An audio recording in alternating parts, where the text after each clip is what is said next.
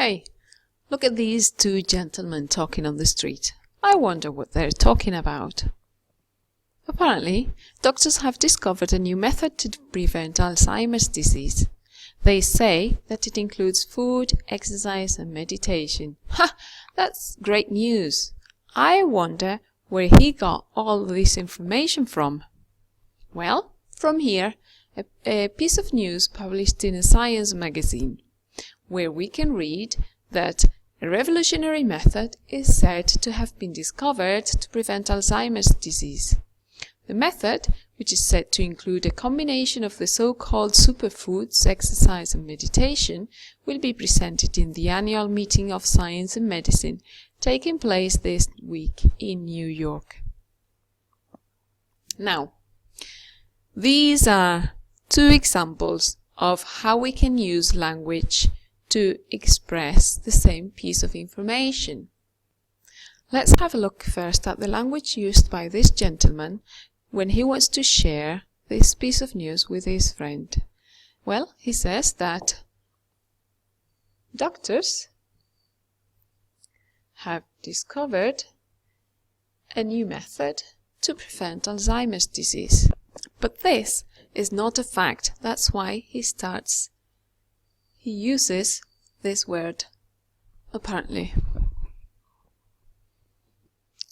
Doctors also say that this method, includes food, exercise and meditation. The piece of news published in the Science magazine focuses its attention on the method, that has been discovered and which apparently prevents Alzheimer's disease. Now, this piece of news also shows that this is not a fact by using this expression. When we continue reading, we see that this revolutionary method has been given the most relevant position in the sentence.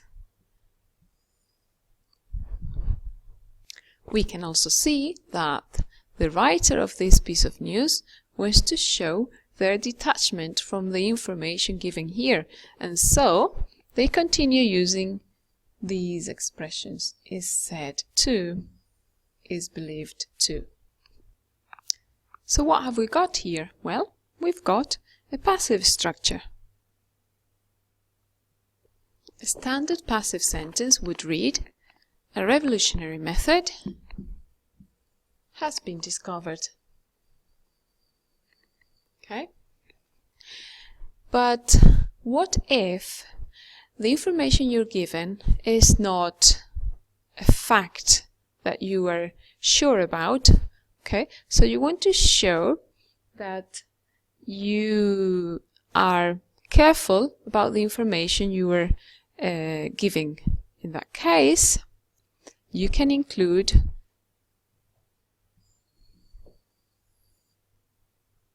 this extra information. So what you say is that a revolutionary method is said to have been discovered. How does this structure work? Well, you have got the subject, which is again, the subject of a standard passive structure. Then you have verbs like say, believe, know, etc. in the passive, followed by to plus infinitive. Another example taken from the piece of news says that the method, subject, is said, so this is the verb to say in the passive, to include the infinitive. So that's how this structure works. It looks very complex, but it's not. Finally, just two things for you to take into account. This is an example of a very complex structure which you will only find in formal language, okay? And it is used to show detachment from the information you are giving. Thank you for watching. Bye-bye.